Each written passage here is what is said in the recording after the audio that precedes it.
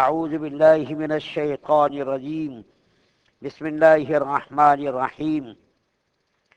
وقالت طائفة من أهل الكتاب آمنوا بالذي أنزل على الذين آمنوا وجه النهار واكفروا آخره لعلهم يرجعون ولا تؤمنوا إلا لمن تبع دينكم قل إن الهدى هدى الله أن يؤتى أحد مثل ما أوتيتم أو يحاجوكم عند ربكم قل إن الفضل بيد الله يؤتيه من يشاء والله واسع عليم يختص برحمته من يشاء والله ذو الفضل العظيم۔ اور بعض لوگوں نے اہل کتاب میں سے کہا کہ ایمان لے آؤ اس پر جو نازل کیا گیا ہے مسلمانوں پر یعنی قرآن پر شروع دن میں، اور پھر انکار کر بیٹھو آخر دن میں یعنی شام کو، عجب کیا وہ پھر جاویں۔ اور صدق دلی سے کسی کے روبرو اقرار مت کرنا مگر ایسے شخص کے روبرو جو تمہارے دین کا پیرو ہو۔ اے محمد صلی اللہ علیہ وسلم آپ کہہ دیجئے کہ یقیناً ہدایت اللہ کی ہے، ایسی باتیں اس لیے کرتے ہو کہ کسی اور کو بھی ایسی چیز مل رہی ہے جیسی تم کو ملی تھی، یا وہ لوگ تم پر غالب آ جاویں گے تمہارے رب کے نزدیک۔ اے محمد صلی اللہ علیہ وسلم آپ کہہ دیجئے کہ بے شک فضل تو خدا کے قبضے میں ہے، وہ اس کو جسے چاہیں عطا فرما دیں، اور اللہ تعالیٰ بڑی وسعت والے ہیں اور خوب جاننے والے ہیں۔ خاص کر دیتے ہیں اپنی رحمت اور فضل کے ساتھ جس کو چاہیں، اور اللہ تعالیٰ بڑے فضل والے ہیں۔ سورہ آل عمران کی آپ کے سامنے آیت نمبر 72، 73، 74 تین آیات آپ کے سامنے پڑھی گئی، اس کا ترجمہ بیان کیا گیا۔ ان آیات میں اللہ تعالیٰ نے یہودیوں کی خباثتوں کو، شرارتوں کو اور ان کی منافقت کو بیان کیا ہے۔ پہلی آیت کریمہ میں اللہ تعالیٰ نے ان کی خباثت کو، شرارت کو، بدماشی کو اس طرح بیان کیا ہے کہ علماء یہود میں سے 12 علماء جو خیبر کے رہنے والے تھے، یہودیوں کے 12 علماء جو خیبر کے رہنے والے تھے، انہوں نے آپس میں بیٹھ کر کے مشورہ کیا، اور مشورہ یہ کیا کہ اپنے لوگوں کو کچھ تیار کر دو، اور وہ لوگ صبح کو یعنی سورج نکلتے وقت ایمان قبول کر لیں، اور شام کو ایمان سے پھر جائیں نعوذ باللہ۔ کچھ لوگوں کو خاص کر دو جو ظاہری طور پر مسلمان ہو جائیں، صرف زبان سے اسلام کا نام لیں، دل کے اندر اس کے اسلام نہیں ہونا چاہیے، دل کے اندر تو اسلام کی نفرت، عداوت اور شدید جو ہے حسد پیدا ہونا چاہیے، اور صرف زبان سے ایمان کا، اسلام کا اقرار کر کے صبح کو اسلام قبول کرنے کا دعویٰ کریں اور شام کو پھر اسلام سے پھر جائیں، تاکہ وہ لوگ جب پھریں گے تو دوسرے جو کمزور ایمان والے مسلمان ہیں ان کے دلوں کے اندر بھی اسلام کے تعلق سے شکوک و شبہات پیدا ہوں گے۔ جو نئے نئے مسلمان ہوں گے ان کے دلوں کے اندر شکوک و شبہات پیدا ہوں گے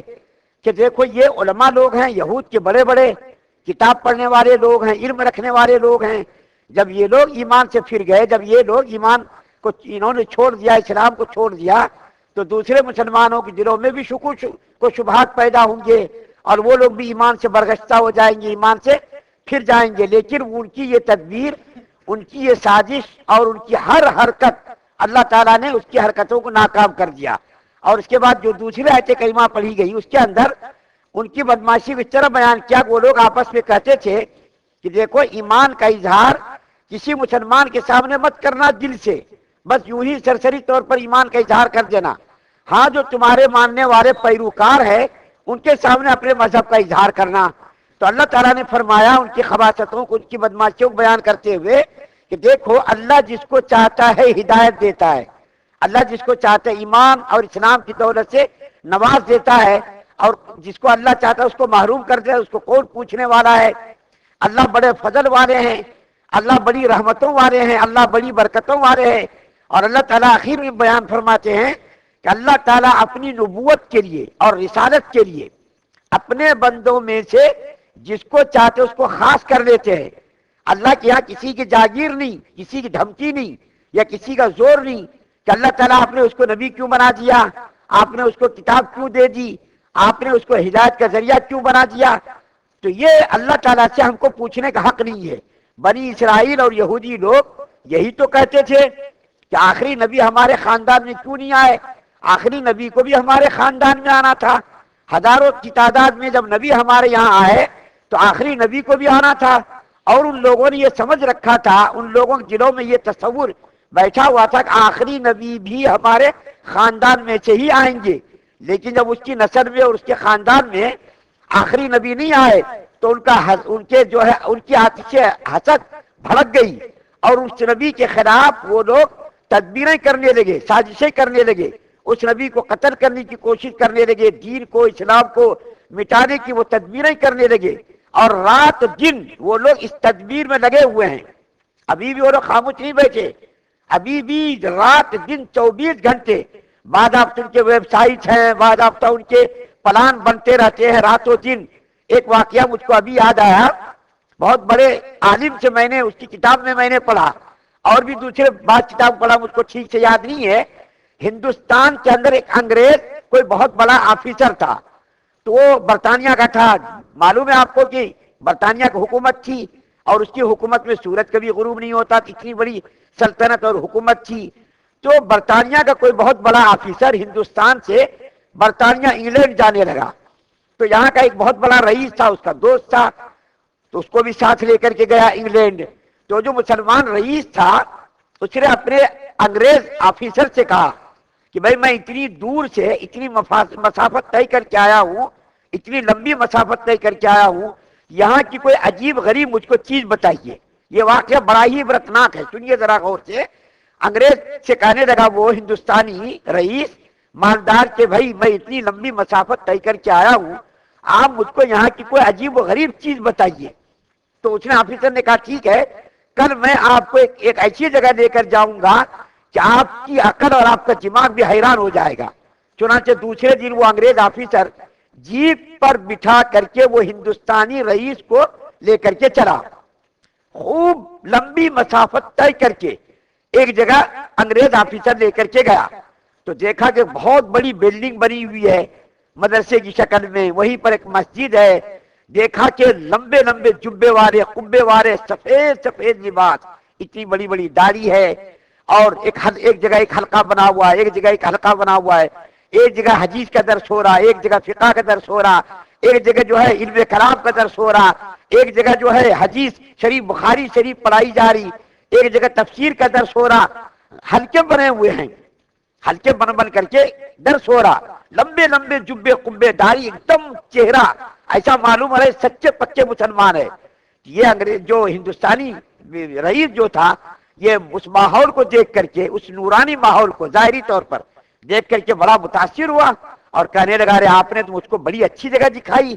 سب یہاں دیندار لوگ ہیں، پرہیزگار لوگ ہیں، اور ان میں حدیث کا درس ہو رہا، اور ان میں فقہ کا درس ہو رہا، اور یہ بھی درس ہو رہا، وہ بھی ان میں کلام کا، ساری چیزوں کا، سارے علوم کا یہاں درس ہو رہا، کوئی نماز میں لگا ہوا ہے، کوئی جو ہے تسبیح پڑھ رہا۔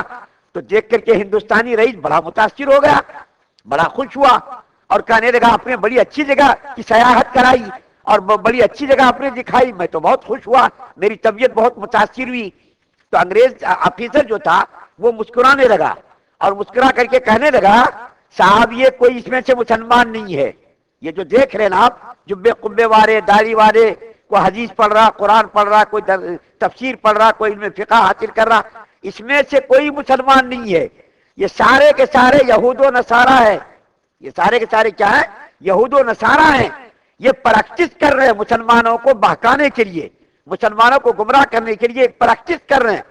کہ یہ جائیں گے عالمی اسلامی ملکوں میں، اور وہاں جا کر کے کوئی امامت کرے گا، کوئی خطابت کرے گا، اور کوئی درس حدیث دے گا، کوئی درس جو ہے تفسیر بیان کرے گا، اور وہاں بیان کر کے سب کے عقائد کو خراب کرنے کی کوشش کرے گا، سب کی نمازوں کو خراب کرے گا۔ ظاہر بات ہے جب اس امام کا عقیدہ خراب ہوگا اور اس خطیب کا عقیدہ خراب ہوگا تو ظاہر بات سے بدبو پھیلے گی، اور اس سے اچھے اثرات کے بجائے گمراہی پھیلے گی۔ یہ سارے کے سارے لوگ جائیں گے اسلامی ملکوں میں، امامت کریں گے، خطابت کریں گے، درس دیں گے، اور اس کے دل کے اندر یہودیت، نصرانیت اور اسلام کے خلاف بغض و عداوت پھیلی ہوگی، اور سارے لوگوں کی نمازوں کو خراب کریں گے، سارے لوگوں کا عقائد کو خراب کریں گے۔ جہاد کا جو تصور اسلام نے دیا ہے، اس جہاد کے تصور کی اسپرٹ کو وہ ختم کریں گے، ایمان کو کمزور کریں گے، پھسپھسا کر دیں گے، یہ لوگ کوئی مسلمان نہیں ہے۔ آج بھی یہ لوگ یہود و نصارہ لوگ مل کر کے سازشوں میں لگے ہوئے ہیں، سازش کر رہے، تدبیر کر رہے مسلمانوں کے ایمان کو کھوکھلا کرنے کے لیے، مسلمانوں کے ایمان کو کمزور کرنے کے لیے۔ تو جو 74 نمبر کی آیت آپ کے سامنے پڑھی گئی، اس کے اندر اللہ فرماتے ہیں کہ بھائی ہم نے جس کو نبوت دی، تم پوچھنے والے کون؟ ہم نے محمد صلی اللہ علیہ وسلم کو آخری نبی بنایا، ان کے اوپر ہم نے کتاب اتاری، ان کو جو ہے ہم نے ہدایت کا ذریعہ بنایا، اس کو جو ہے ہدایت کا سرچشمہ بنایا، تم پوچھنے والے کون؟ تم ٹوکنے والے کون؟ تمہاری کیا ہمارے یہاں کوئی حیثیت ہے؟ تم پوچھ کر کے مجھ کو کوئی مشورہ دینا چاہتے ہو؟ تم مشورہ دینے کا حق نہیں رکھتے۔ اللہ تعالیٰ نے جس کو چاہا خاص کر دیا نبوت کے لیے، کتاب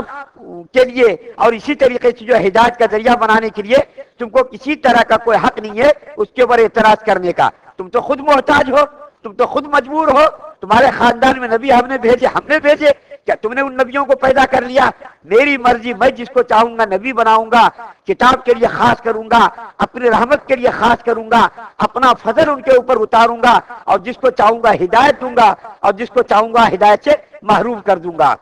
اللہ تعالیٰ سے دعا ہے کہ اللہ تعالیٰ ہم تمام مسلمانوں کو صراط مستقیم پر استقامت نصیب فرمائے، ایمان کامل نصیب فرمائے، شرک سے، کفر سے، نفاق سے، بدنیتی، بد اخلاصی سے ہم سب کی حفاظت فرمائے، دشمنوں کی تدابیر سے، دشمنوں کے مکر سے یا اللہ ہم مسلمانوں کی حفاظت فرمائیے، ساری دنیا کے مسلمانوں کی عزت و آبرو کی حفاظت فرمائیے، ساری دنیا کے مظلوم مسلمانوں کی مدد فرمائیے، یا اللہ جو لوگ بیمار ان کو صحت و تندرستی عطا فرمائیے، یا اللہ جو لوگ گزر گئے ان سب کی مغفرت فرمائیے۔ سبحان اللہ و بحمدہ، سبحانک اللہم و بحمدک، ونشہد ان لا الہ الا انت۔